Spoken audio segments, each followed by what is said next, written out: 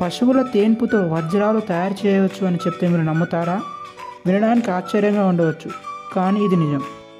వజ్రాలు సహజంగా దొరుకుతాయి. కొందరేమో ఫాజిల్ ఫీల్డ్స్ నుంచి మీథేన్ను సేకరించి ల్యాబ్లో తయారు చేస్తారు. ఆహారం అధికంగా తీసుకున్నప్పుడు కడుపులో నుంచి గాలి బేయమంటూ ఉత్పన్నమవుతుంది. దాన్నే తేన్పు అంటారు. పశువుల తేన్పు వాయుతో వజ్రాలు సృష్టించవచ్చు అంటున్నాడు ఐపాడ్ సృష్టికర్త ఆంటోనీ ఫాడెల్.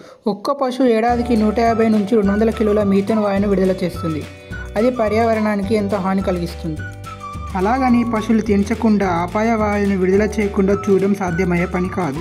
అందుకనే బయోమీథేన్పై పరిశోధనలు చేసి ఆ గ్యాస్ను వజ్రాలుగా మార్చవచ్చని చెప్తున్నాడు టోనీ. డైమండ్ ఫౌండరీ అనే సంస్థ ద్వారా బయోమీథేన్తో వజ్రాలు తయారు చేస్తున్నాడు ఆయన.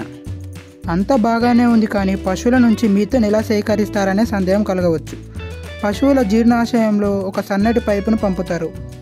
అలానే మూతికి ఒక బ్యాగును అమర్చుతారు. ఆ రెండింటిని పశువు వీపు మీద ఉన్న ట్యాంకు లాంటి సంచికి అనుసంధానించి మీథేన్ గ్యాస్ను సేకరిస్తారు. ఆ తర్వాత వాటితో వజ్రాన్ని తయారు చేస్తారు. ఈ వీడియో నచ్చితే లైక్, షేర్, సబ్స్క్రైబ్ చేయండి. మరొక ఇంట్రెస్టింగ్ వీడియోతో మీ ముందుకు వస్తాం. Thank you for watching.